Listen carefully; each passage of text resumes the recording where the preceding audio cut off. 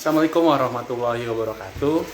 Ketemu lagi dengan saya Dr. Iswandi Darwis, spesialis penyakit dalam. Kali ini saya akan membahas mengenai rehabilitasi COVID-19.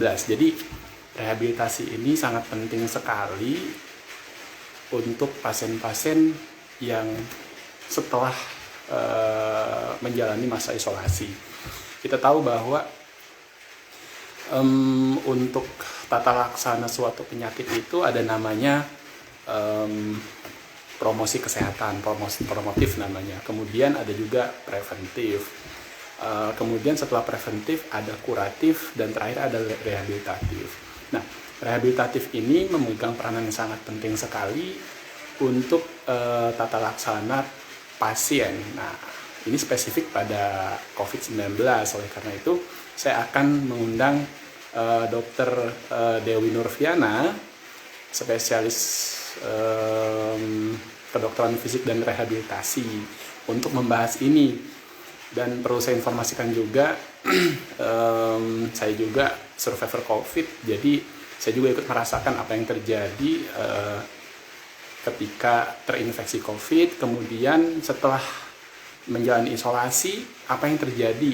Nanti saya akan ceritakan supaya nanti menjadi awareness kepada teman-teman semua yang yang jangan sampai kena COVID ya, ataupun ada keluarga yang pernah ada keluarga yang terkena COVID gitu. Nah, saya akan mengundang Dr. Dewi untuk ikutan di sini. Ya, Dokter Dewi mana ya? Oke. Dokter Dewi. Sepertinya belum masuk. Ya. Jadi intinya seperti ini. COVID itu masa inkubasinya 1 minggu sampai dengan 2 minggu. Bayangkan dari pertama kita ketemu gitu ya. Misalnya ada 1 orang yang kena COVID gitu ya. Kemudian 1 orang lagi sehat ketemu tuh. Nah, yang sehat ini belum tentu besok langsung kena COVID, belum tentu. Nah, setelah menjalani masa-masa namanya masa inkubasi, baru muncul suatu gejala. Nah, gejala ini muncul bisa demam, bisa batuk, bisa pilek, nah, pegel-pegel. Kalau apa yang saya rasakan ya, pertama saya batuk, kemudian pegel-pegel, nyeri kepala gitu ya, nyeri kepala, lemes. Alhamdulillah sih nggak ada sesak napas. Yang saya takutkan adalah ada gejala sesak napas. Oke, ada yang nanya, ini malam ini bahas apa? Bahas tentang rehabilitasi COVID-19 ya. Oke, mana ini? Oke, ada Dokter Dewi sudah masuk. Dewi spesialis kedokteran fisik dan rehabilitasi untuk membahas. Jadi gini, saya akan cerita dulu. Halo Dokter Dewi, assalamualaikum. Sharing pengalaman dulu mungkin Dokter Darwis ya? Iya, kayaknya Dokter Dewi ini kameranya kurang mundur gitu ya. Kurang mundur. Oke. Ya. Oke, nah segitu nanti karena kelihatannya terlalu kepotong kepalanya. Oke, ya. Nah segitu. Oke, saya buka lagi ya. Assalamualaikum warahmatullahi wabarakatuh. Selamat malam semua. Salam sejahtera untuk kita semua. Alhamdulillah sekarang tanggal 27 Desember 2020 dalam suasana liburan dan saudara kita yang Nasrani juga sedang merayakan Natal gitu ya, dan teman-teman juga ada yang liburan gitu, tapi tetap 3M gitu. Oke, kali ini malam ini saya mengundang Dr. Dewi Nurfiana, spesialis kedokteran fisik dan rehabilitasi, untuk menjelaskan masalah rehabilitasi medis di penyakit COVID-19. Perlu diketahui, saya juga adalah survivor COVID. Mungkin sharing pengalaman sedikit ya, apa yang dirasakan. Jadi, karena saya DPJP COVID, tidak menutup kemungkinan kalau akan terpapar COVID-19. Dan Alhamdulillah waktu itu, gejala saya cukup gejala ringan ya, Alhamdulillah, jangan sampai lagi terjadi. Pertama yang dikeluhkan itu adalah nggak enak badan gitu ya. Pegel, nggak enak badan, terus demamnya sampai dengan 38,9, tidak sampai 39. saya sudah ngerasa bahwa diri saya kayaknya sih COVID ini. Soalnya apa yang saya rasakan itu kok sama seperti keluhan-keluhan pada umumnya dari pasien yang saya tanyakan, saya anamnesis. Yang paling gak enak itu adalah nyeri badannya, nyeri banget. Ibarat kayak orang itu tidak pernah lari, kemudian tiba-tiba lari, pegel-pegel banget semua dan nggak berdaya. Terus karena hilang penciuman dan hilang pengecapan, kurang nafsu makan, ditambah lagi mual-mual tuh yang gak enak banget. Itu berjalan 3 hari, kemudian di swab ternyata positif. Akhirnya saya isolasi mandiri, isolasi di rumah sakit selama 7 hari. Pelayanan cukup baik, diberikan antivirus, karena kondisi sudah membaik, saya minta untuk isolasi di rumah. Dan sekarang juga masih menjalani masa isolasi selama sudah dihitung sampai dengan 19 hari lah ya, 19 hari, alhamdulillah sehat. Dan saya menghadirkan Dr. Dewi di sini untuk membahas bagaimana kiat-kiat kita menjalani isolasi gitu, isolasi di rumah. Kemudian ada banyak pasien-pasien saya nih ya, pasien-pasien saya itu pulang dengan saturasinya 80-90 Dr. Dewi. Jadi pasien tuh masih ngerasa sesek, padahal nih swab-nya udah negatif gitu. Udah gitu pasien juga ngerasa karena kebanyakan tidur nggak enak gitu. Punggungnya nggak enak, kemudian juga batuknya tuh ngerasa dadanya nggak ampek, tapi batuknya agak susah gitu. Itu yang nyebabin si pasien itu ngerasa nggak enak banget. Nah itu pengalaman pasien. Kalau pengalaman saya karena saya gejala ringan saja, memang pegelnya itu yang masih rasa gitu sampai sekarang. Nah kalau dilihat dari tahapan-tahapan kan ada promosi kesehatan, preventif, kuratif, dan rehabilitatif. Nah, promotif itu adalah kita harus melakukan 3M, pemerintah 3T, ya. Preventif itu lebih ke arah vaksin, gitu ya. Nah, kuratif dikasih antivirus, dikasih plasma konvalesen. Kalau sudah selesai masa akutnya nih, nah peranan rehabilitasi ini kira-kira gimana? Karena yang saya lihat itu ada sampai dengan transplantasi paru-paru, ada juga rehabilitasi sampai dilakukan fisioterapi rumah. Nah, tapi kan karena kondisi seperti ini, tenaga kesehatan juga agak ngerasa takut gitu kan ya, udah gitu terbatas. Nah, keluarga di rumah ini kira-kira apa sih yang bisa dilakukan untuk keluarga dan pasien di rumah untuk mendapatkan hasil yang optimal? Karena ada juga pasien saya 3 minggu, 4 minggu dirawat di rumah sakit, saturasinya itu masih rendah banget, masih 90-an, itu tidak optimal, tetapi dikatakan swab itu sudah negatif. Nah, kira-kira gimana Dr. Dewi positioning? Mohon dijelaskan kepada teman-teman Instagram semua, karena banyak banget yang nanya nih, dok, saya udah selesai isolasi saya, bagaimana isolasi yang benar sih gitu. Terus untuk mendapatkan hasil yang baik, saya sempurna, apa yang harus saya lakukan gitu. Silahkan Dr. Dewi. Baik, terima kasih Dr. Darwis, survivor COVID ya, masih isolasi mandiri ya dok ya? Masih ya. Jadi untuk rehabilitasi pada pasien COVID ini memang jadi begini. Jadi kalau misalnya kita tetap menerapkan protokol, karena untuk COVID ini sebenarnya bukan mengobati ataupun rehabilitasi yang paling penting, tapi yang paling penting adalah bagaimana kita tidak terkena COVID kan? Karena karena memang rehabilitasi pada pasien COVID ini sendiri itu tidak spesifik. Artinya kalau misalnya mudahnya misalnya kita bicara tentang pasien rehabilitasi, biasanya pasien stroke misalnya. Kalau stroke itu kan kita sudah bisa menilai dari awal prognosisnya seperti apa. Kemudian karena kita punya scoring untuk stroke itu, kita punya scoring NIHSS kan untuk tentang prognosis, kemudian outcome-nya seperti apa. Jadi kita bisa memperkirakan dari awal, oh ini kenanya di sini nih, gitu ya, infarknya di sini atau perdarahannya di sini. Kemudian kita bisa melihat outcome-nya seperti apa sih kira-kira. Tapi kalau pada COVID ini ternyata dia tidak spesifik. Seperti yang kita tahu bahwa COVID ini sendiri kan dia terjadi tenaga medis di dunia ini punya suatu urgensi yang critical urgensi, karena kita nggak punya pengetahuan prior sebelumnya kan tentang COVID kan. Jadi termasuk rehabilitasi itu kita tidak punya pengetahuan. Jadi awal-awal memang kita masih meraba-raba. Dan mungkin nanti Dokter Darwis yang bisa lebih menjelaskan bahwa memang untuk COVID ini sendiri ternyata tidak hanya menyerang pada paru ya dok ya. Jadi kita juga sudah terbukti bahwa pada kulit juga sudah ada artis yang kena di kulit juga. Kemudian sudah pasti kena pada sistem pembekuan darah ya. Kemudian kena kardiorespirasi sudah pasti kena. Kemudian dia juga terkena pada sistem muskuloskeletal, kidney, kemudian pencernaan. Jadi banyak sebenarnya yang terkena. Jadi yang saya pikirkan adalah rehabilitasi COVID ini tidak spesifik pada satu organ saja karena terjadi banyak organ yang terkena pada pasien COVID ini. Memang khasnya atau terlihatnya memang pada respiratori ya. Nah, kalau pada pasien di rumah sakit sendiri, kalau rehabnya kita selalu bagi menjadi 3 ya, bahwa untuk yang gejalanya sedikit ya, yang mild, yang ringan, kemudian medium ya, kemudian yang severe, yang berat. Nah, prinsipnya adalah semakin ringan COVID-nya, maka terapinya akan semakin agresif dok. Tapi kalau misalnya semakin berat COVID-nya atau pasiennya sudah di intensive unit care atau pasien sudah ARDS, itu rehabnya akan semakin minimal dan ada prioritasnya gitu. Jadi rehab COVID ini sendiri-sendiri tuh berbeda-beda. Kita ada di mana nih posisinya?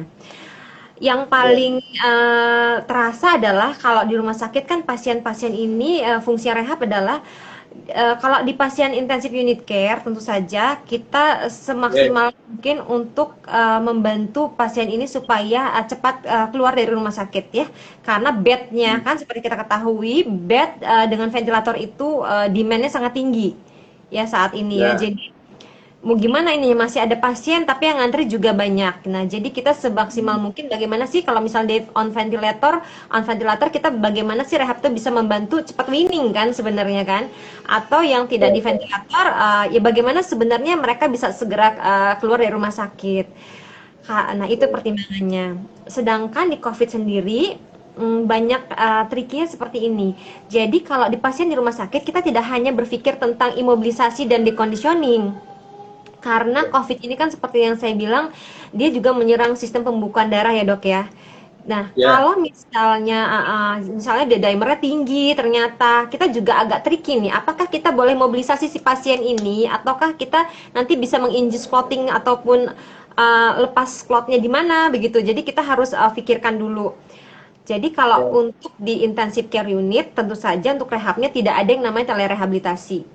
Jadi untuk intensive care unit dokternya harus masuk ya. Kalau ada tim fisioterapinya harus masuk di sana. Tapi kalau non intensive care unit itu rehabnya boleh telerehab ya. Jadi via video call segala macam tuh boleh. Tapi memang agak susah ya. Jadi kalau saya tetap masuk ke yang non intensive care unit. Nah, apa saja ya dok yang bisa terjadi di masa dirawat, kemudian nanti dia bakal menjadi dampak ketika post COVID kan sebenarnya itu. Kalau yang dirawat misalnya, kalau yang dirawat intensive care unit itu sudah pasti dia imobilisasi ya dok ya. Imobilisasi itu sendiri, dan saya sudah melihat tuh pasien. Jadi mungkin saya potong sebentar dokter Dewi, kan ada dibagi dulu ya, ada ringan, gejala ringan itu gejala yang tidak ada pneumonia ya. Gejala sedang kalau sudah ada pneumonia, gejala berat itu artinya sudah terjadi desaturasi dan membutuhkan perawatan intensive care gitu ya. Gitu ya, oke, dilanjut aja. Oke, kalau kritis berarti sudah ARDS, sudah tidak sadar gitu, itu sudah kritis ya. Nah, oke. Jadi untuk pasien di intensive care unit ini ada beberapa masalah yang harus diperhatikan. Yang pertama adalah ternyata di intensive care unit ini kita punya intensive care unit weakness acquired. Jadi memang kelemahan otot di intensive care unit itu terjadi karena dia memang lama kan. Kemudian penggunaan tekanan positif dari ventilator itu sendiri bisa menyebabkan muscle weakness disebabkan oleh polineuropati ataupun miopati. Nah ini saya juga sudah lihat pasiennya. Jadi pasiennya tuh masuk gemuk, dalam 2 minggu dia kurus. Jadi langsung. Kenapa tuh ya? Iya itu yang terjadi. Dia miopati dan miopatinya yang terjadi. Jadi bukan hanya Hmm. sekedar di saja, di kan nggak sedrastis itu ya. Jadi deconditioning bisa terjadi pengurangan massa otot, tapi ternyata ini bisa terjadi lebih dia jadi miopati ya, miopatinya banyak. Jadi dia langsung terlihat langsung berat badannya harus turun banget. Nah, itu bisa disebabkan oleh pertama misalnya terjadi pemakaian kortikosteroid, mungkin obat-obatan yang memang banyak, kemudian juga bisa disebabkan oleh pemakaian tekanan positif ventilator ya. Jadi ada beberapa hal. Nah, kalau terjadi muscle weakness ya, ini yang kita takutkan adalah tidak terjadi tungkai, tidak, dia lebih terjadi di tungkai dan juga otot-otot pernafasan, Dok. Jadi Hmm. yang mengerikan adalah ternyata otot pernafasannya itu juga terkena. Jadi ini yang menyebabkan pasiennya jadi susah weaning ataupun pasiennya jadi gampang fatigue, lemah gitu. Yang saya takutkan kalau dia sudah 2 minggu aja ya pakai ventilator, itu pasti dia jadi fatigue banget, fatigue, lemah. Sebenarnya Iya, Dok. Iya. Gimana? sebenarnya kalau muscle weakness itu disebabkan karena infeksinya ataukah karena imobilisasi yang paling utama sebetulnya? Karena saya juga ngerasa itu muscle weakness banget, nggak enak banget ototnya itu. Jadi ternyata di jurnal itu kita punya acute polyneuropathy. Polyneuropathy yang memang ada aksonal degenerasi yang terjadi. Jadi memang itu mix antara sensori motor. Jadi dia ada degenerasi dari aksonal. Nah, ketika Hmm. degenerasi aksonal ini terjadi, akhirnya kan dia terjadi miopati juga ya. Jadi memang dia tidak murni memang karena infeksi atau segala macam yang bikin memang viral infeksi, kan memang dia pegal-pegal nggak genah gitu ya. Betul, betul. Tapi ternyata Pegang nggak terjadi jelas. terjadi miopati dan polineuropati juga di situ. Nah, yang kerasa orang dokter Dewi juga kan kerasanya pegal-pegal. Bayangin aja tuh pasien-pasien yang imobilisasi lebih lama gitu ya, itu mereka udah nggak enak banget. Dan ada satu pasien saya yang memang itu drastis banget, jadi saya sampai lupa ini bapak ini yang mana gitu kan. Saya masuknya itu ada pilkada ya, jadi saya sempat nggak masuk 4 hari. Pas masuk lagi udah kurus banget badannya. Jadi saya bapak teh Hmm. yang ini, karena saya ngeliat tuh mukanya beda banget, badannya tuh beda banget gitu. Jadi memang dia langsung drastis kurus. Nah, itu jadi yang perlu kita perhatikan adalah sebisa mungkin dari hari pertama itu memang kita lakukan terapinya dan exercise-nya memang harus dilakukan. Depend on, kalau memang dia bisa dilakukan aktif, dia bergerak sendiri, itu harus dilakukan. Kalau tidak bisa dilakukan, kita lakukan secara pasif ya. Pasif itu hanya untuk membantu saja. Yang lebih baik adalah dia aktif. Pasiennya kan mudah lelah ya, Dokter Darwis. Jadi Betul. seminimal mungkin itu, karena kita ingat bahwa terjadi aksonal degenerasi, maka tetap saja kita lakukan exercise-nya. Itu bisa dilakukan adalah concentric exercise, ya, isometric exercise. Jadi kalau tangan, saya selalu bilang ke pasien saya, dia suruh menggenggam, kemudian menggenggam nggak cuma menggenggam begini sambil kita semangatin ya, tapi tangan ini juga harus dikencengin sampai gini kencangnya ya. Genggam terus bukanya juga sampai kencang gitu. Kalau dia lemes banget, intinya dia harus ngencengin. Isometrik juga oke lah. Ya, yang penting kalau dia aktif, dia bisa melawan atau menghambat dari proses deconditioning yang terjadi pada muscle-nya, sehingga tidak terjadi muscle weakness-nya. Kaki juga seperti itu. Nah, yang perlu diperhatikan adalah saya selalu lihat kalau misalnya dirawat, apalagi pasien ICU, saya lihat dulu dimernya bagaimana ini, karena COVID itu menyerang pembekuan darah ya, Dokter Darwis ya. Jadi uh, Ya, lembaga Dedimer tinggi karena iya, terjadi di IC juga banyak betul. banyak banyak Ngeri. Dedimer juga tinggi. Terus Kadang ini ya, kadang orang nggak percaya karena dia nggak lihat di rumah sakit gitu. Jadi dia oke-oke aja. Tapi kalau misalnya virusnya ini cocok sama tubuh hostnya, maka yang terjadi kan ngeri. Nah, jadi kalau misalnya terjadi pembukaan darah itu juga saya lihat dulu ya, apakah memang dia kalau terlalu tinggi, kita nggak boleh terlalu agresif, takutnya menimbulkan clotting di tempat lain. Jadi ada juga yang misalnya dia punya uh, dia punya komorbidnya jantung, itu ngeri juga tuh. Kadang-kadang dia bisa menginduksi penyakitnya itu ya. Jadi dia bisa hmm, kena clotting lagi gitu, iskemik lagi gitu kan. Nah, itu yang harus diperhatikan. Jadi secara general memang yang harus dilakukan adalah sebisa mungkin kita melakukan gerakan aktif, tapi yang tidak melelahkan. Ya, itu di Kalau pasien nggak sadar, kalau pasiennya kalau tidak pasiennya nggak sadar. sadar. Jadi kalau pasien tidak sadar ini kan dia jatuhnya pada severe ya, jadi pada ARDS begitu kan, acute respiratory distress ya, ARDS ini adalah fase yang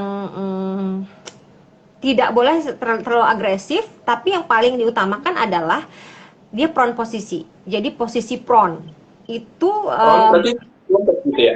iya, tengkurap. Tengkurap. Ada Kenapa tengkurap? Kenapa tengkurap? Tengkurap ya. Jadi kenapa tengkurap? Karena kalau misalnya kita itu paru ya, ini saya buatin ini nih ya.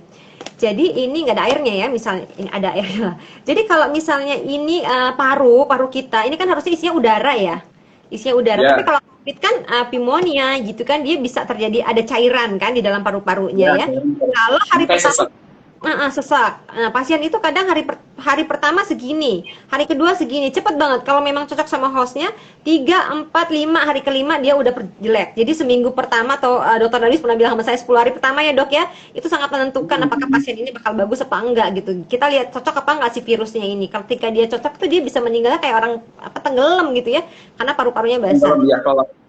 Jadi bayangkan ini adalah paru-paru yang ada cairannya. Kalau kita tidur, ini akan terkena ke seluruh lapang paru. Itu yang pertama. Yang kedua, di atasnya ada jantung. Jadi dia bikin jantungnya itu juga bakal bikin parunya jadi lebih kempes. Kemudian di sini di diafragma ini di sini ada organ abdomen. Jadi kalau misalnya jadi dia lebih menekan. Jadi kita lihat saja bahwa pada pasien ARDS itu kan si alveoli parunya itu dia cukup basah ya, basah. Jadi di sini berat, kemudian di sini juga tidak mengembang karena ada jantung dan organ abdomen. Yang kita lakukan adalah kita balik. Jadi di sini wajahnya di sini ya, kita balik nih, mukanya di sini jadi jantung dan organ abdomen, jadi jantung dan paru yang dekat jantungnya itu memang sudah dibalik, yang di atasnya akan lebih mengembang, kan dia nggak ada tekanan di atasnya. Nah, hal ini itu memang seperti sederhana ya, tapi untuk pasien ARDS ini sangat menolong. Jadi memang dilakukan tengkurap. Ada juga yang masih oke, masih agak bagus ya, jadi dia pakai posisi sujud is oke. Tapi kalau pada orang yang gemuk, saya tetap menganjurkan untuk tengkurap karena abdomennya kalau dia posisi sujud dia akan tetap menekan. Jadi dia ikut mengkompres basal parunya. Jadi kita posisinya tengkurap. Posisi tengkurap yang harus dilakukan adalah prone posisi ya namanya. Prone posisi itu bantalnya itu bolehnya cuma di sini. Yang nggak boleh adalah di dada sama di perut. Dada sama perut nggak boleh. Jadi di sini yang di atas, kemudian di panggul. Jadi pasiennya sebentar. Jadi pasiennya tuh di sini ya, paling atas. Jadi boleh begini boleh. Ya. Oke. Karena apa? Karena kalau kita salah naruh bantal itu juga jadi tekanan kan? Nah, jadi kalau pada pasien tidak sadar ARDS sesungguhnya adalah prone positioning yang paling bagus. Tapi prone positioning-nya tidak bisa dilakukan tanpa bersama dengan DPJP anestesi ya, kalau di ICU pasti anestesi. Jadi DPJP-nya harus ikut. Karena apa? Karena kita bayangkan saja ini kan kepalanya di sini, wajahnya akan kita beginikan, itu cairan akan mobilisasi dari daerah yang di bawah, nanti dia begini, dia akan turun kan. Itu bisa desaturasi. Jadi memang rada ngeri awalnya. Jadi kadang-kadang kita harus bareng gitu. Jadi nggak bisa sembarangan proposition. Boleh saya simpulkan, jadi pada posisi yang berat sampai dengan kritis, artinya oksigen itu kurang ya. Sehingga yang harus kita optimalkan adalah bagaimana posisi paru-parunya seperti itu kan ya. Pengembangan paru. Berarti paru ditengkurupin gitu ya, ditengkurupin dengan memakai bantal seperti itu, sehingga organ-organ yang menimpa paru-paru itu kan posisinya di bawah gitu, jatuhnya kayak jantung itu kan posisinya di bawah, sehingga melebarkan masa untuk si paru-paru ini bisa mengembang, begitu ya? Iya, betul. Betul ya? Iya, ini awam Oke. juga ya. Kadang saya memang agak ini. Betul. Jadi Oh, kalau saya ibaratkan paru-paru ini kan sebenarnya kayak buah anggur ya. Jadi di setiap anggur tuh ya. bisa mengembang dan mengempis gitu. Nah, itu yang Hmm, kita selalu berpikir bahwa dia harus bisa mengembang dengan baik. Jadi dia kita posisikan seperti itu. Itu kalau yang nggak Oke, sadar. kalau Kemudian nggak kita sadar, juga bisa lakukan tergantung ya. Jadi kita bisa lakukan vibrasi ataupun chest terapi, bisa vibrasi ataupun tapping tergantung. Jadi kalau misalnya parunya, jadi kita lihat daerah parunya mana sih yang terkena. Jadi kalau tidak sadar kita nggak progres, kita nggak progresif ya, kita nggak banyak yang kita lakukan sebenarnya. Justru yang saya harapkan adalah pasien itu masih dalam kondisi sadar untuk melakukan rehabilitasi. Gitu. sadar. Oke, jadi pasien yang berat desaturasi sadar masih bisa diberikan manuver seperti itu. Tapi kalau yang sudah kritis ARDS tidak sadar minimal gitu ya. Betul, betul. Nah, Oke. jadi tadi Kalau terkait misalnya, hmm? lanjut aja Dokter Dewi. Jadi tadi terkait dengan apa namanya kan tadi kata Dokter Dawis ada juga pasien yang udah selesai dia tetap sesak ya, Dok ya. Ya, tetap sesak tuh gimana tuh kira-kira di Tapi rumah? saturasi 80 nih, Dok, ngeri banget ya. Jadi Ada yang 85, 90, ada yang kurang seperti itu. Dan saya mintanya harus sedia oksigen di rumah. Ya, ada dua pasien saya masuk dengan saturasi 70, sudah 3 minggu, bagus, bagus gitu. Emang sudah usia tua, mungkin PPOK juga kali ya. betul. Kurang dengan saturasi 86 sampai 90, paling banter 90 kalau nggak pakai oksigen. Dengan oksigen bisa sampai 93. Nah, kira-kira itu kan pasca perawatan nih di rumah. Kira-kira ada tips nggak Betul, betul. untuk memperbaiki lebih cepat gitu? Iya. Jadi sebenarnya saya sangat pengen menganjurkan itu kalau sekarang itu kita punya ini di rumah ya. Yang Apa itu namanya Oh ya, ya uh, saturasi. untuk mengecek saturasi. Jadi kalau kapan kita mulai rada khawatir kalau sebenarnya saturasi kita sudah di bawah 95 kan gitu. Ya, Dan tapi kalau misalnya saturasinya jadi 80, saya jadi curiga apakah memang dia punya komorbid PPOK ya, Dok ya, sebelumnya ya. Karena kalau ya, sebelumnya dia tidak punya komorbid PPOK pasti 85 itu pasti gawat ya. Tapi kalau misalnya ya. PPOK itu sudah permanen ya, jadi susah untuk dilakukan. Mungkin dia kena COVID 70, kemudian kena setelah sembuh COVID-nya, tapi dia tidak bisa maksimal saturasi oksigennya karena memang dia sudah punya komorbid dari PPOK itu. PPOK itu penyakit yang disebabkan oleh rokok ya, mungkin karena kita banyak orang awam ini. Ya. Penyakit yang disebabkan oleh merokok. Jadi kalau merokok itu kan memang, kalau PPOK itu kan memang yang terjadi adalah kalau kita ingat apa namanya tadi alveoli itu kan dia ada septumnya ya. Jadi dia di dalamnya itu ada septumnya. Dia sudah rusak. Jadi dia sudah nggak bisa kalau recoilnya tuh nggak bagus. Jadi dia nggak bagus untuk nggak maksimal dalam mengisi oksigen. Jadi kalau misalnya ini adalah paru-paru ya, paru-paru normal itu sebenarnya dia tetap saja ada dead space atau daerah yang tidak bisa bertukar oksigen kan, Dok. Jadi dia ada jadi ini misalnya nggak ada airnya ya, ini pasien yang saturasinya nggak baik itu karena ada dead space di sini, itu oksigennya memang nggak bisa bertukar memang. Nah, kalau pasien PPOK yang saturasinya tetap rendah, itu saya khawatir dead space-nya sudah besar. Jadi yang bisa dipakai adalah segini aja gitu. Segini aja yang bisa dipakai. Jadi dead space-nya sudah besar. Dead space untuk pertukaran oksigen. Nah, apa Jadi yang nggak bisa bisa diharapin ya? Nggak bisa diharapin banyak ya kalau udah PPOK ya? ya? Bisa. Jadi, tapi nggak ada yang cara cepat nggak ada ya. Jadi yang kita lakukan adalah kita pengen mengurangi si dead space ini. Dead space ini isinya oksigen, udara juga, tapi dia tidak bisa bertukar. Karena apa? Tidak bisa bertukar karena si paru-paru alveolinya itu nggak bisa begini loh kembang kemisnya. Dia udah memble, kan? Udah kendor. Karena septanya rusak kan. Bisa karena septanya rusak, bisa juga karena kalau pada COVID itu fibrosis yang terjadi. Dia nggak bagus nih. Kita bayangin yang gede kan jantung tuh. Kalau jantungnya kendor, dia nggak bisa pompa secara maksimal kan.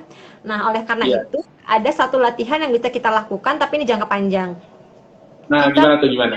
Nah, kita lakukan latihan pulse lift breathing. Nah, pulse lift breathing Oh iya, atau oke. pulse lift breathing ini adalah kita akan menciptakan tekanan positif supaya nanti si udara yang misalnya segini nih dead space-nya, itu nanti karena tekanannya nanti dia bisa terkerok lebih dalam, lebih bertukar.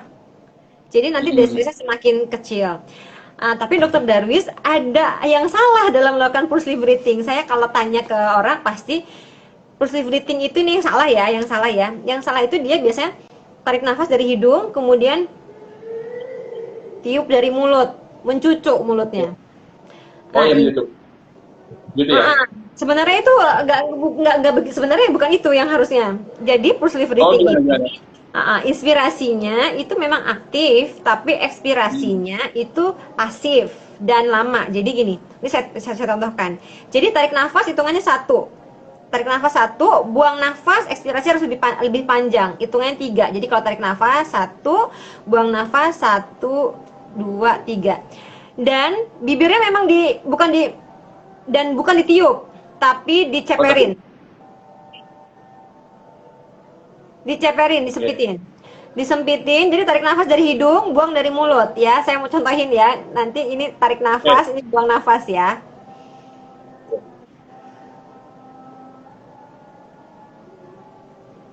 Nah, gitu. Jadi Oh kerasa gitu. bahwa sampai habis banget. Nanti ketika dia habis, nanti dia masuk lagi lebih lebih lebih ini, lebih nyowak si oksigen yang dead space itu. Oke. Yang jadi pertanyaan, bisa nggak naikin saturasi? Ada yang Bisa saturasi sampai tidak? 90. Heeh. Saturasi Kalau bisa nggak naik dengan itu? sebenarnya kalau misalnya sudah PPOK ya atau memang sudah terjadi fibrosis, kemudian sudah terjadi kerusakan septa dari alveoli itu sebenarnya kalau secara teori tidak kerusakannya tidak bisa dia irreversible kan kerusakan itu irreversible. Tapi yang kerusakan irreversible. Jadi si kantongnya itu sudah melar. Tapi kita bisa manipulasi di udara yang masuk tadi. Di udara yang masuk itu. Jadi kita manipulasi itu. Jadi kalau manipulasi itu long termnya bisa. Tapi nggak signifikan ya. Tapi itu lebih baik karena kenapa? Bisa jadi kan dia makin jelek.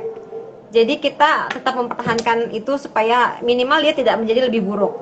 Nah, jadi semua pasien yang dirawat inap yang ketemu saya, itu saya selalu ajarkan pulse breathing ketika mereka sudah mau membaik. Ya, Oke, karena kalau membaik ya. bisa. Kalau sesek kan dia harus mengambil oksigen sebanyak-banyaknya. Nanti saya ditabok kalau disuruh full sleep breathing. Saya lagi sesek nggak bisa gitu kan. Tapi kalau dia sudah oke, saya akan ajarkan. Kenapa? Karena saya merasa itu bisa membantu pengembangan dari alveoli sehingga nanti sedikit banyak membantu untuk mengurangi kejadian outcome-nya fibrosis seperti itu ya. Kemudian kerusakan-kerusakan yang kita hindari dari struktur yang paling penting itu. Jadi saya selalu anjurkan untuk latihan pulse breathing. Nah, itu Oke, jadi terus ini ya lanjut, Dokter Dewi. gimana? Lanjut lanjut. Nah, selain pulse breathing yang bisa kita lakukan adalah kalau misalnya isolasi di rumah itu adalah latihan batuk efektif. Jadi beberapa pasien COVID dan yang caregivernya juga selalu bilang sama saya bahwa dia ini pertama tidak ada batuk. Tidak ada batuk, yang kedua batuk tapi tidak ada dahak. Tapi kalau kita lihat ronsen, ya dia bercak, Pneumonia. iya dia pneumonia. Jadi nggak sinkron. Ya, yang kita harus sadari bahwa COVID ini dia itu menyerang sensori. Jadi ya kadang-kadang hidung kita jadi nggak kerasa, termasuk sili-sili dalam saluran pernafasan kita pun jadi tidak baik. Jadi dia tidak merespon bahwa sebenarnya itu ada dahak. Jadi tenang-tenang aja, tenang-tenang menghanyutkan, makin lama makin parah. Yang kedua kalau dia batuk dia tidak bisa ngeluarin dahak, ya kan? Jadi itu jadi saya selalu anjurkan untuk latihan batuk efektif. Oke, sebelum kita bahas panjang lebar lagi, mungkin ada beberapa pertanyaan nih Dokter Dewi nih. Tadi udah beberapa kali nanya, mungkin harus kita jawab juga. Dok, sinyalnya putus-putus. Oh, agak kurang bagus mungkin karena hujan ya. Oke, Jadi ada pertanyaan pertama, fakta atau mitos kalau seseorang terkena COVID di paru-paru itu, paru-parunya bisa rusak. Ya, jadi COVID sembuh tapi paru-parunya sudah rusak. Nah, kemudian yang kedua, olahraga apa yang disarankan selama pandemi COVID? Oke, yang pertama itu mungkin bisa saya jawab. Memang ada juga yang sembuh sempurna, sembuh dengan sequel, ada juga yang meninggal. Nah, mungkin masuk bisa sembuh dengan sequel. Makanya tadi saya tanyakan ke Dokter Dewi, gimana caranya ketika sequel itu fibrosis. Tadi sudah jelaskan bahwa tekniknya ada, yaitu lips breathing. Jadi apa namanya, pernapasan dari yang tadi sudah dijelaskan. Nah, yang kedua, olahraga apa yang disarankan Dokter Dewi? Kira-kira ini ada yang tanya. Oke. Kalau untuk secara general pasti karena tadi seperti yang saya bilang apa dampak COVID ini tidak spesifik pada satu organ saja ya. Jadi dia bisa menyerang organ tuh macam-macam ya. Jadi yang paling penting adalah kita harus melakukan exercise itu cardiopulmonal endurance. Jadi lakukan kardio ya. Jadi kardio itu seperti berenang, treadmill, iya. Itu bagus karena semua exercise yang menggunakan otot-otot besar ya. Karena apa? Karena secara tidak langsung exercise itu akan meningkatkan massa otot, akan menimbulkan menambah jumlah mitokondria yang di dalam otot gitu ya. Kemudian itu kan efeknya berarti powernya lebih ada, energinya lebih ada. Kemudian secara yang lain adalah kita exercise itu kita menimbulkan endorfin. Jadi oh ya jangan lupa Dokter Darwis bahwa ternyata COVID ini juga berpengaruh ke masalah dia bisa menjadi depresi, kemudian dia secara psikologis dia bisa kena gitu ya. Dia bahkan bisa menyebabkan post traumatic syndrome gitu. Jadi, nah dengan exercise itu bisa membantu ya, membantu meningkatkan kondisi psikologisnya seperti itu. Jadi, sepeda boleh nggak sepeda? Boleh. Suka sepeda Dokter. Boleh, semua kardio boleh. Jadi berenang boleh, yang olahraga berjalan boleh, kemudian sepedahan boleh ya. Yang paling penting adalah jangan sampai terlalu lelah ya, jangan sampai terlalu virus, jangan terlalu lelah lah dalam melakukan itu. Jadi kenapa? Karena kalau kita berolahraga itu tubuh kita harus ketika kita berolahraga kita ada masa adaptasinya. Jadi selesaikan dulu masa adaptasi tubuh ini supaya otot itu bisa lebih bagus, lebih mitokondria lebih terbentuk, masanya akan semakin banyak. Kalau kita habis COVID, kemudian saking kita semangat banget nih untuk melakukan exercise gitu ya, kita force gitu ya, itu juga nggak boleh. Yang ada malah tubuh itu belum sempat untuk membaik, kemudian sudah kita kasih stimulus lagi, nanti grafiknya malah turun. Ototnya malah makin kecil. Jadi jangan lelah, maunya semangat boleh tapi jangan lelah. Karena apa? Karena COVID itu kan yang paling utama menyerangnya sistem pernafasan. Pernafasan itu kan tempat kita mengambil oksigen, ya. Jadi itu yang penting ya. Jadi kardio exercise kardio. Kemudian yang tadi pulse breathing bisa sering dilakukan. Mungkin 2 itu yang sama tetap hidup positif ya, karena kita kalau stres juga kan radikal bebas kita akan semakin banyak. Jadi apapun yang kita lakukan, kalau tubuh psikologis kita nggak bagus, kita tetap aja diserang down gitu. Jadi memang jangan stres ya. Mungkin ini juga ya Dokter ya, perlu kita sampaikan kepada masyarakat bahwa COVID ini bukan aib. Ya, jadi kasihan kalau pasien COVID itu masuk rumah sakit hanya gara-gara dikucilkan dari masyarakatnya. Jadi dia karena dia dikucilkan, jadi dia nggak tahu tinggal di mana, dia harus masuk rumah sakit ya. Sayang karena rumah sakit itu kan untuk yang memang benar-benar membutuhkan. Jadi apa yang harus kita lakukan adalah karena kalau di tempat saya juga sudah ada 3 atau 4 keluarga yang kena COVID ya. Aduh parah banget memang. Yang dilakukan adalah ya warganya itu kita berembuk untuk misalnya membantu sokongan supaya si warga yang terkena COVID ini nggak keluar rumah. Jadi kita memang support dia gitu. Apa kebutuhannya. Jadi tidak boleh dianggap aib ya. Apalagi zaman sekarang ya Dokter Darwis banyak banget. Iya. Ini ngomong langsung ke saya atau gimana nih? Oke, ini ada pertanyaan lagi nih. Izin bertanya Dok, untuk gejala anosmia. Kita jawab pertanyaan dulu ya Dokter Dewi ya. Izin bertanya Dok, untuk gejala anosmia biasanya berapa lama hilang? Dan bagaimana stimulus tertentu mempercepat? Nah oke, kalau pengalaman saya hilang itu pada hari ke-7 saya isolasi. Jadi udah mulai makan enak itu malah hari ke-10. Nah, kesimpulannya adalah tidak bisa dipastikan anosmia itu kapan berakhirnya. Kemudian ada namanya long COVID symptom, dan salah satunya adalah anosmia sampai dengan hiposmia sampai dengan anosmia. Jadi nggak bisa dipastikan karena itu terjadi kerusakan sel-sel olfaktorius di sini, sel-sel untuk penghidup di situ. Nah, bagaimana cara mempercepatnya untuk memperbaikinya adalah perbaiki sistem pertahanan tubuh kita, kemudian makan makanan bergizi dan olahraga gitu. Ya, alhamdulillah saya sudah tidak ada hiposmia lagi, makan sudah enak, sudah banyak. Jadi itu pengalaman saya ya. Ada juga yang sampai dengan 1 bulan loh hiposmianya, sampai dengan anosmia. Nah, kira-kira kalau dari segi rehabilitasi medisnya nih, bagaimana cara kita menstimulasi? Apakah ada caranya? Jadi kalau untuk anosmia itu ya, jadi karena kalau rehab tuh nggak terlalu spesifik untuk di sana, karena itu bukan masalah tidak penting ya, tapi itu sangat terkait dengan kondisi medis di virusnya itu ya. Jadi kalau dia masih menyerang si sel penghindunya, mau apapun yang kita lakukan di sini ya, dia harus diberikan pengobatan dulu.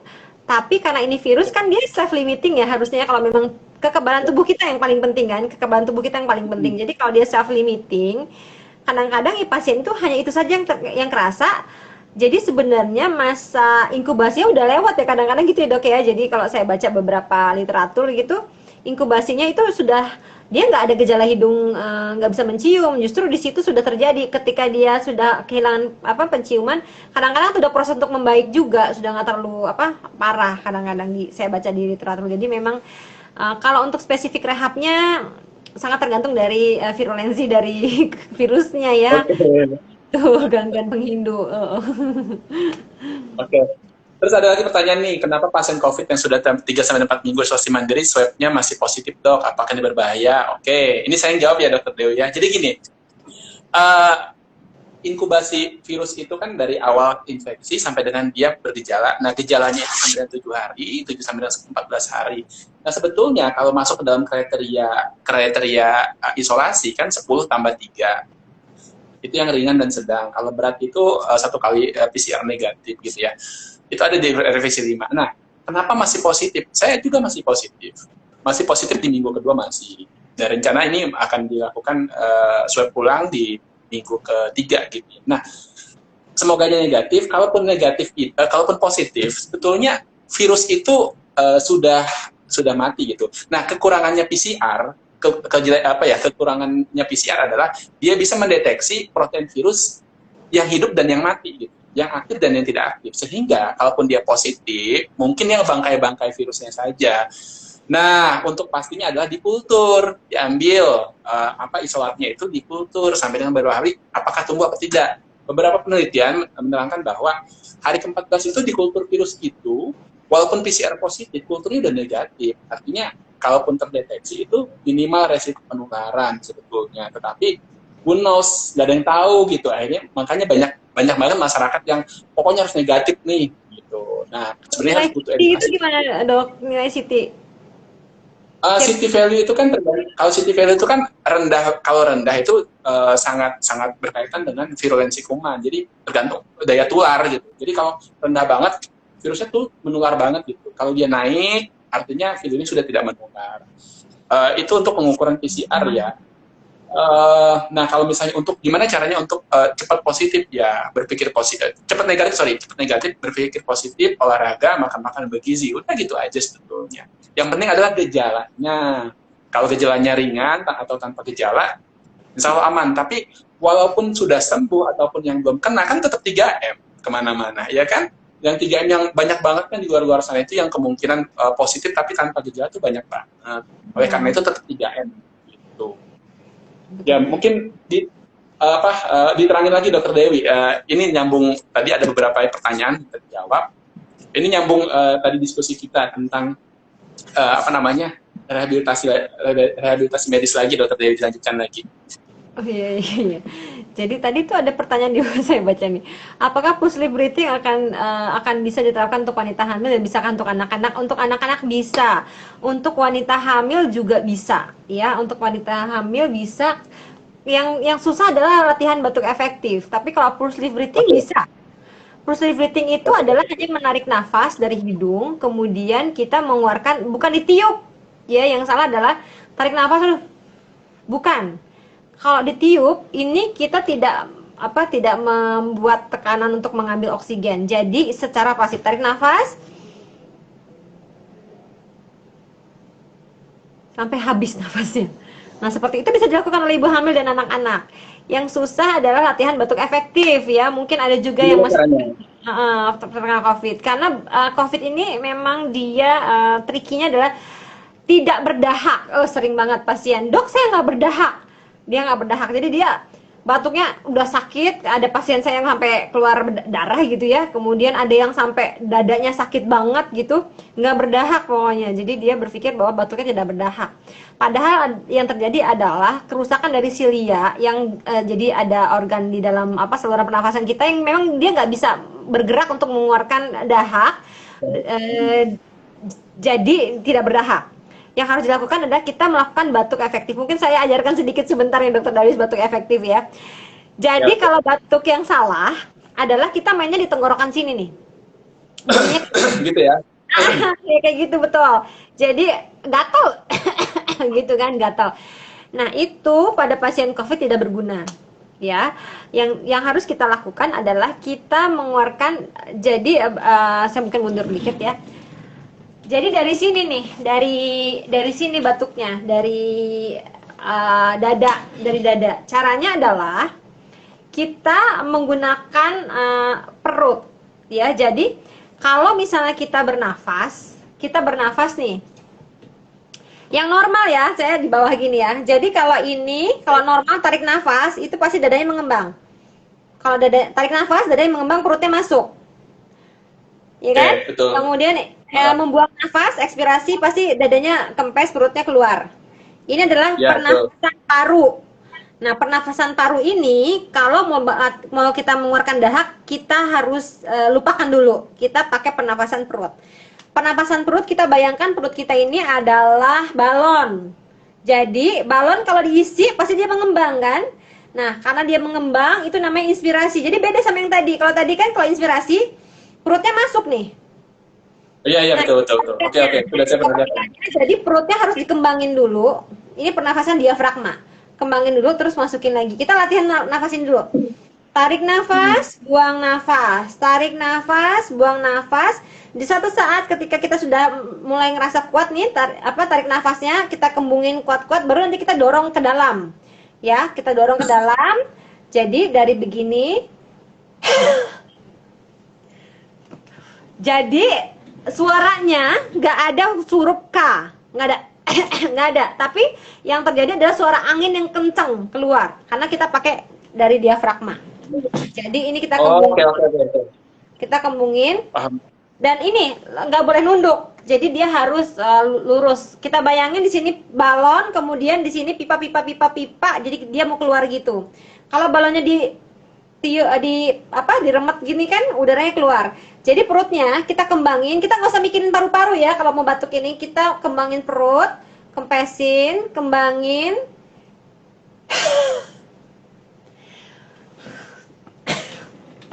Jadi kayak orang bengek ya.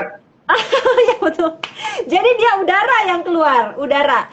Itu pasien yang masih medium ya. Jadi dia batuk-batuk terus, itu latihan itu enak. Jadi itu latihan batuk efektif. Kalau latihannya cuma kasihan saya karena itu kan nyeri dada, nyeri tenggorokan, effortful dan mudah lelah. Karena ingat bahwa pasien COVID itu dia bisa terjadi miopati ya, neuropati dan polineuropati dan juga miopati. Makanya dia capek-capek. Mungkin yang terjadi juga sama Dokter Darwis ini mungkin miopatinya juga masih ini ya, Dok ya. Jadi harus latihan kardio mungkin dokter. Latihan kardio. Bisa saya simpulkan gitu ya Dokter Dewi. Jadi kalau pada pasien COVID itu yang kena paru-paru, silianya kan nggak bisa ngedorong dahak supaya keluar. Nah, karena dahaknya itu di bawah di paru-paru, sehingga kita butuh usaha untuk mengeluarkan dahak itu supaya keluar. Sehingga yang kita perlukan adalah effort supaya meningkatkan tekanan di dalam paru-paru supaya dia keluar gitu ya. Nah, dengan cara apa? Dengan cara batuk efektif. Yang mana batuk itu dari batuk perut, pernapasan diafragma itu tadi gitu ya. Betul. betul. Itu menolong. Oke. Kemudian kita juga Oke. bisa lakukan itu kan ini adalah otot-otot pernafasan ya. Jangan kita lupakan bahwa ini otot-otot pernafasan. Pasien kadang-kadang cuma latihan begini saja. Yang salah ya, yang salah cuma begini-begini, ini salah. Yang benar kita angkat dulu. Angkat, kita putar ke belakang. Itu kalau memang dia banyak di lobus atasnya, dia bisa apa? Kadang-kadang saturasi turun tuh karena dahaknya mobilisasi dan juga dia kadang-kadang pengen batuk cuma gini doang.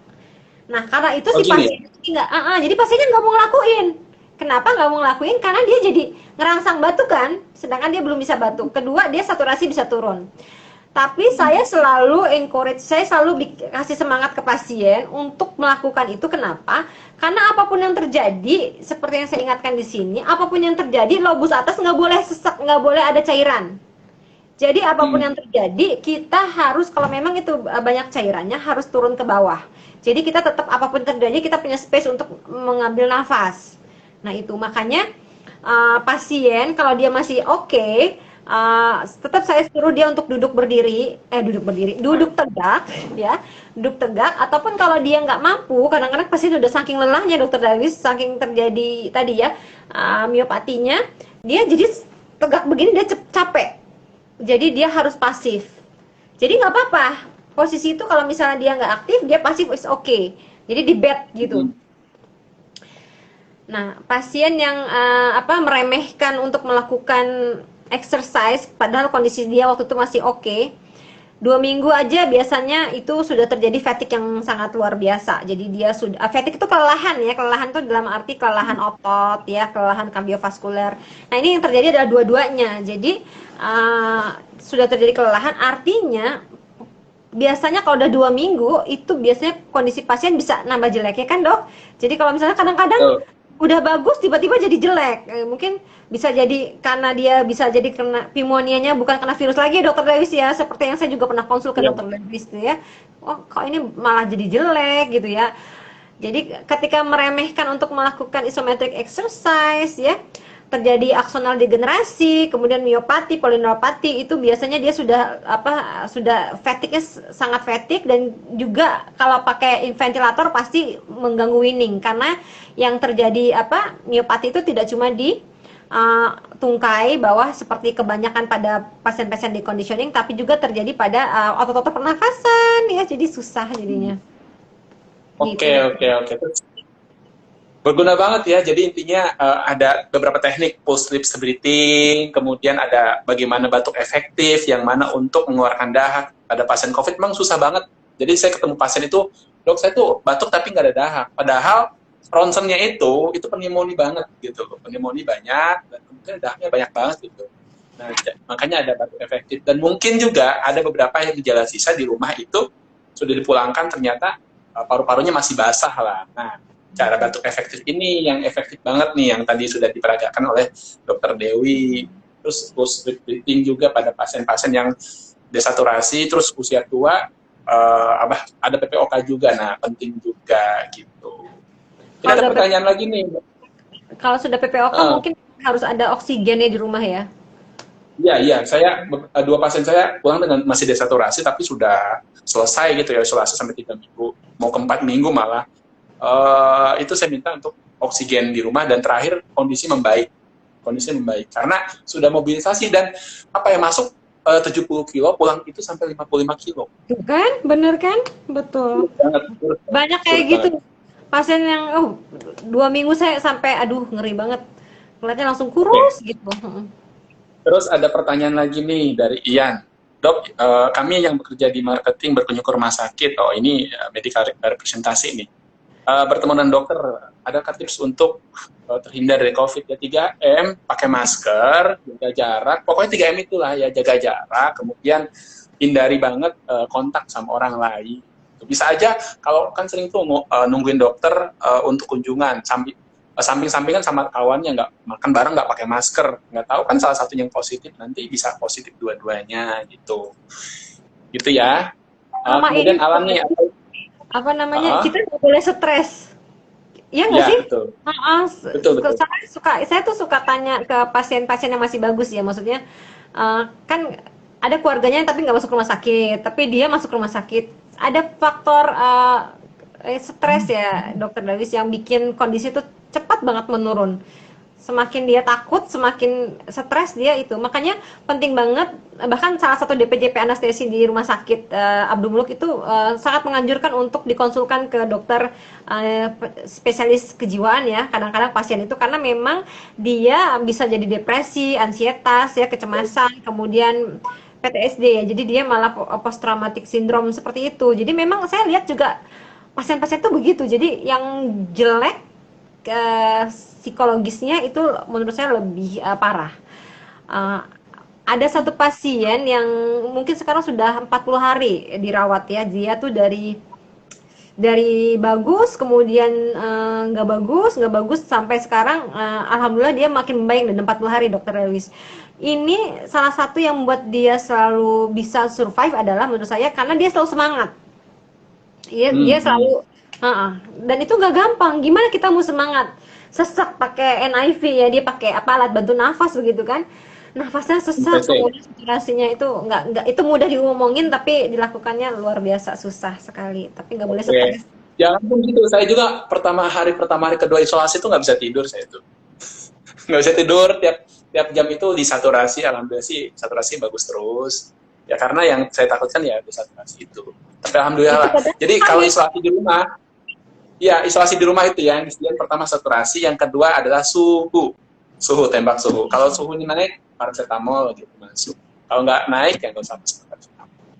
Gitu. Terus ada lagi nih pertanyaan, apa yang harus dilakukan pasien agar cepat negatif? Saya juga, yang saya lakukan aja ya, yang saya lakukan itu olahraga, makan makanan bergizi, makan buah, ya berpikiran positif gitu aja. Protein ya? Apa ya? Iya, protein, karena gini, kalau cepat negatif atau positif itu banyak banget yang menganjurkan makan inilah, makan itulah. Sampai sekarang ini kan belum ada penelitian uji yang mengatakan bahwa kalau minum ini tuh lebih cepat negatifnya loh, belum ada. Sehingga semuanya dilakukan untuk ikhtiar ya silakan saja gitu ya. Nah kemudian ada pertanyaan nih, apabila seorang sudah divaksin, sudah dinyatakan sembuh, berapa lama orang tersebut untuk isolasi mandiri? Ya, isolasi mandiri itu 14 hari juga. Pulang tetap isolasi mandiri. Oke, mungkin ada lagi. Dokter Isura ini sudah dijawab ya? Dok Curcol dari Desi Rianto. Dok Curcol, banyak pasien COVID masih merokok. Dok batuk pula pasiennya. Aduh gimana ya? Banyak. Aduh. Jadi gini Dokter Darwis, ya? saya tuh merasa banyak yang meremehkan COVID karena mungkin dia positif COVID tapi dia mendapat gejala yang ringan. Jadi Ya, dia betul. meremehkan COVID karena dia pikir oh gini doang ya COVID ya gitu. Dia biasa tidak aja gitu kan. biasa aja. Jadi dia karena itu dia merasa ya udahlah nggak apa-apa gitu kan, karena cuma gitu doang. Padahal COVID ini dia ini kan tergantung hostnya cocok apa enggak ya. Jadi saya tuh sangat kasihan jika misalnya kitanya positif, kita meremehkan, ternyata menulari orang-orang di sekitar kita yang rentan. Ya sudah banyak kejadian yang orang tuanya meninggal, ya banyak kejadian begitu ya. Jadi kayak gitu mah mau nangis darah juga udah nggak bisa. Dianya mah nggak apa-apa ya, nggak apa-apa gitu, tapi yang pas naasnya ya nggak ini. Jadi menurut saya kita tetap harus 3M karena nggak boleh kita karena ada juga waktu itu saya ikut webinar IG Live gitu itu lupa.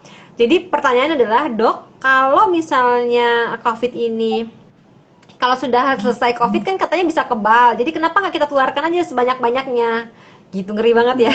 Jadi dan ternyata nggak cuma satu orang yang berpikir begitu, jadi dia nyantai saja ya, padahal sebenarnya tidak ada satu nyawa pun yang boleh dikorbankan dalam COVID ini ya. Jadi kita nggak boleh, siapa mau kita korbankan? Kalau kitanya kuat memangnya orang tua ataupun siapa yang mau kita korbankan. Jadi prinsip seperti itu tidak boleh. Jadi kita tetap harus 3M karena kalau masih ada orang-orang seperti itu maka COVID ini nggak beres-beres.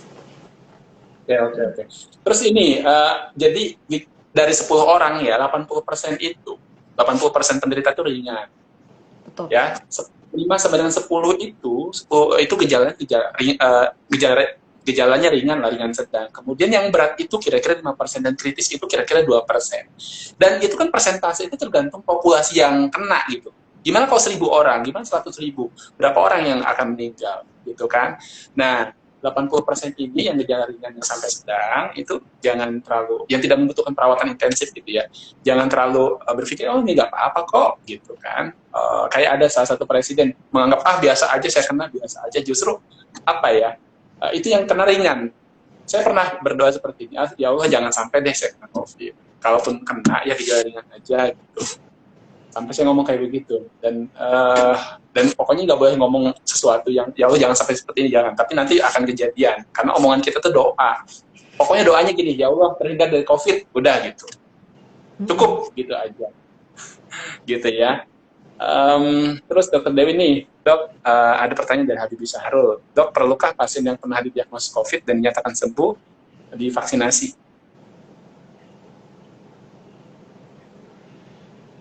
Oke, jadi tetap perlu dilakukan vaksinasi ya, karena gini, ada orang yang sudah kena infeksi, terus kena infeksi lagi, reinfeksi. Nah, ini nggak menutup kemungkinan, karena 3 bulan itu tidak diberikan perlindungan, nah oleh karena itu diberikanlah vaksinasi, kalau bisa di booster. Tuh. Ada lagi Dokter Dewi? Ya kalau tentang vaksinasi Dokter Darwis yang lebih ini ya dok ya, yang lebih kompeten untuk menjawabnya ya. Cuma saya juga apa ya, kalau melihat pasien-pasien di isolasi ya, aduh, kalau apa ya, saya jadi berpikir memang harus ada sesuatu yang dilakukan nih. Jadi mungkin vaksinasi salah satu jawaban, tapi saya juga nggak tahu ya, karena banyak ini ya dok ya, banyak berapa tipe, kita mau pakai yang mana gitu, nggak tahu. Plasma juga Oke. dokter. Ini mungkin saya sembari jadi ikutan tanya nih sama dokter Darwis gitu ya, kalau plasma itu seperti apa sih? Karena kadang-kadang malah memperpanjang masa itu ya, masa rawat ya jadinya. Apakah memang bermanfaat? Kalau enggak, teman sejawat saya internis di Jerman ya, dia karena kita kan pegang COVID, jadi dia kita suka sharing-sharing. Gimana kalau di Indonesia plasma? Kalau di sana mereka nggak boleh banget gitu kan, tapi di Indonesia dipakai gitu. Ada yang bagus, ada yang itu ya dokter Darwis ya, ada yang bagus, ada yang malah nggak bagus gitu. Gimana tuh dokter Darwis, bingung juga. Tuh. Karena tadi dikatakan di awal kan Dokter Dewi bilang COVID ini kan baru, dan evidence base-nya juga pun dinamis gitu. Kadang-kadang dulu dikatakan semua yang pakai masker cuma yang sakit aja, ternyata semua harus pakai masker, ya kan? Kemudian pemberian obat kloroquine katanya efektif, sekarang sudah ditarik. Jadi tuh sangat dinamis. Karena ini kan baru, kita pun kita selaku pelaksana di lapangan, kemudian ahli-ahli ilmu, ahli-ahli peneliti juga masih melakukan riset gitu loh. Jadi kita sama-sama aja berusaha. Ya tadi promosi kesehatan 3M, jangan sampai sudah kita melakukan kuratif sama rehabilitatif deh gitu. Mending kalau misalnya kenanya ringan, kalau sedang sampai berat terus kritis gimana? Nah, Satu oke, lagi ini dok, udah jam. satu lagi, oh iya udah jam. Satu lagi ini dok, jangan lupa banyak minum. Oke, Karena betul. obat pengencer dahak itu kan dia mengencerkan, dia harus ada airnya. Jadi pasien tuh kadang-kadang jarang minum. Jadi saya memang benar-benar untuk pasien COVID minum banyak supaya lebih mudah untuk mengencerkan dahaknya gitu ya. Jadi setuju nggak dokter Darwis banyak minum dok?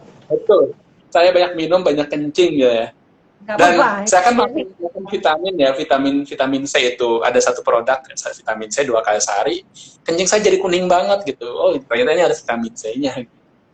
Saya 2 kali vitamin C, ya semoga aja swabnya segera negatif, bisa aktivitas seperti biasa, bisa visit pasien, bisa ketemu keluarga dan sebagainya. Ada satu pertanyaan lagi nih sebelum kita tutup. Dok, ada pasien udah isolasi, swab follow up pertama itu udah negatif. Kemudian 3 bulan kemudian swabnya positif, IgG-nya yang reaktif, di swab IgG-nya reaktif. Gimana tuh dok? Sebetulnya ini namanya reinfeksi. Infeksi pertama, itu IgG-nya masih reaktif, itu infeksi pertamanya. Nah, yang kedua, dia swabnya positif lagi, itu namanya reinfeksi, kemungkinan. Atau mungkin kena reinfeksi dengan virus yang sudah mutasi kemarin gitu, udah diberitakan. gitu. Jadi yang pertama nih sudah kena, IgG-nya muncul. Nah, dia kena lagi, mungkin aja kena dengan strain yang berbeda yang sudah mutasi. Kalau misalnya seperti itu tidak ada namanya herd immunity ya jatuhnya. Ya. Iya. Aduh, oke gitu. Oke ini sebagai penutup nih, ada kira-kira ada kata-kata penutup nggak dari Dokter Dewi mengenai rehabilitasi pada pasien COVID-19? Iya. Silakan. Jadi untuk yang ingin kita ingatkan bahwa COVID ini tidak spesifik menyerang satu organ saja, tapi dia multi organ ya. Jadi untuk rehabilitasinya memang perlu sejujurnya perlu asesmen yang dibutuhkan pasien apa. Tapi jika memang bisa dilakukan di rumah adalah berarti yang paling penting kita harus yang dari dasarnya dulu apa yang bisa kita lakukan adalah latihan kardio. Ya, kardio itu misalnya berenang, treadmill, jalan ya itu untuk meningkatkan fungsi jantung dan paru ya secara spesifik jantung dan paru dan juga untuk meningkatkan psikologis kita karena dia secara teori juga meningkatkan endorfin dan kawan-kawan ya latihan kardio kemudian tetap berpikir positif tetap jangan terlalu stres banyak minum, kemudian lakukan pulse width breathing, ya sering-sering lakukan pulse width breathing. Kalau masih ada gejala sering-sering, kenapa? Supaya tadi si alveoli parunya nggak lengket. Jadi kita sebisa mungkin kita berikan tekanan itu ke dalam paru-paru kita. Tadi yang saya bilang pakai ini, lakukan pulse width breathing. Kalau teman-teman ada yang masih COVID positif dan juga batuk, lakukan batuk efektif. Jangan percaya kalau itu tidak berdahak. Karena itu berdahak ya tapi tidak bisa keluar. Kemudian lakukan latihan banyak mungkin di YouTube ya latihan exercise untuk latihan otot-otot pernafasan ya seperti ini kemudian juga ada yang dibuka begini gitu. Tadi gini gimana yang tadi gitu? Yang tadi gini begini kan? Tadi 3 kali 8 saya 1 putar begini. Yang ini kan menarik kemudian nanti yang kedua gerakannya tarik nafas buka lebar-lebar. Ini buka begini. Oke, jadi olahraga seperti itu ya. Lakukan itu. Kemudian kalau di rumah intinya sih jangan sampai deconditioning, jangan sampai imobilisasi dan jatuh pada deconditioning karena COVID ini juga menyerang dia bisa polineuropati dan juga miopati ya. Jadi fatigue ya kan. Nah, itu fatigue-nya fatigue banget. Jadi enak banget. Pokoknya enak banget. Betul. Jadi tetap dijaga kesehatannya. Banyak minum, mungkin dari saya begitu, tetap positif. Karena kita juga yang sebagai tenaga kesehatan ini kita kan masih beberapa kali dalam 1 minggu. Saya bisa 3-4 kali masuk ruang isolasi kan. Jadi udah pasrah ya, kita udah pasrah ya dok ya. Jadi gimana ini belum tahu nih arah perbaikannya kemana. Jadi kita juga sebagai tenaga medis sudah pasrah semualah. Ya Bismillah. Terima kasih. Ini ada yang mendoakan juga. Alhamdulillah, terima kasih sudah didoakan. Kemudian ini pertanyaan terakhir mungkin ya, ini indera perasa dan penciuman kapan baliknya? Kalau saya pribadi 7 hari sudah balik, alhamdulillah, sudah makan enak gitu ya. Takutnya ada beberapa pertanyaan yang belum dijawab ini. Oke, mungkin sudah juga dijawab semua. Mohon maaf kalau memang IG Live-nya ini semoga aja bermanfaat. Kalau ada kurang-kurang dan salah-salah kata mohon maaf. Saya Dr. Iswandi, spesialis penyakit dalam, dan Dr. Dewi, spesialis kedokteran fisik dan rehabilitasi. Oke, kami dosen Fakultas Kedokteran Universitas Lampung dan staf klinis di Rumah Sakit Abdul Muluk, Provinsi Lampung. Saya di bagian penyakit dalam dan Dr. Dewi di bagian rehabilitasi medik. Kedokteran fisik. Ya, oke. Nanti kita bisa ketemu lagi di IG Live berikutnya dengan materi yang lebih menarik lagi. Semoga bermanfaat. Dokter Darwis di YouTube kan dok? YouTube Dokter Darwis. Ya, doakan saya supaya cepat negatif dan bisa beraktivitas lagi. Bisa visit lagi. Butuhkan Dokter Darwis DPJP COVID ini. Terima kasih. Assalamualaikum warahmatullahi wabarakatuh. Selamat malam. Warahmatullahi wabarakatuh. Terima kasih semuanya.